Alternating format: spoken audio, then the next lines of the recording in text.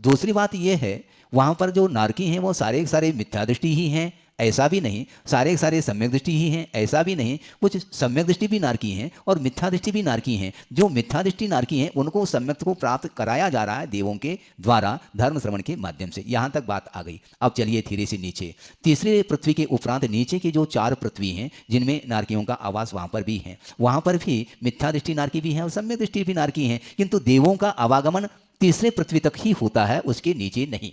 अब प्रश्न ये खड़ा हुआ कि महाराज चतुर्थ पृथ्वी से लेकर के सप्तम पृथ्वी तक जो मिथ्या दृष्टि नारकी हैं उनको धर्म श्रवण कराने के लिए देव तो जा नहीं सकते, फिर वहां पर धर्म श्रवण के माध्यम से सम्यक की उत्पत्ति नहीं होती।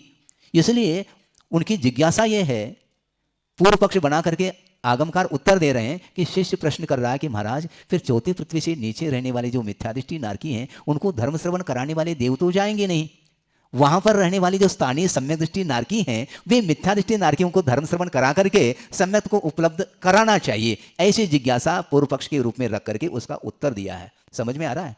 देव तो जाएंगे नहीं, तो महाराज जो सम्यक दृष्टि नारकी है वो मिथ्या दृष्टि नारकियों को बिठा करके धर्म श्रवण करा ले, माई की व्यवस्था भी हो सकती है। लेकिन आचार्य कहते हैं ऐसा संभव नहीं। फिर किन निमित्तों से सम्यक की उत्पत्ति होगी?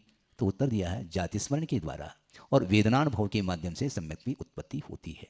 तो धर्म श्रवण क्यों नहीं करा सकता एक नारकी सम्यक दृष्टि मिथ्या दृष्टि नारकी को? उत्तर बहुत ही मार्मिक उत्तर दिया है कि भव संबंधेन पूर्ववेर संबंधेन वा परस्पर अनुगेज अनुगहाय भावानाम असंभवादो कहा। भाव इसका यह है कि परस्पर में अनुग्रह करने के भाव सम्यक दृष्टि नारकियों को भी नहीं हो सकता, क्योंकि भव संबंधी न वहाँ की ऐसा वातावरण है, ऐसा एक उस पर्यायगत इतनी विशेषता है कि एक दूसरे के प्रति अनुकंपा करुणा दया भाव धारण करके उन मिथ्या दृष्टियों की नारकियों को सम्यक दर्शन प्राप्त कराने का भाव नहीं हो सकता। इससे स्पष्ट है दूसरे के ऊपर अनुग्रह करने के लिए स्वयं के ऊपर भी अनुग्रह होना अनिवार्य सिद्ध होता है।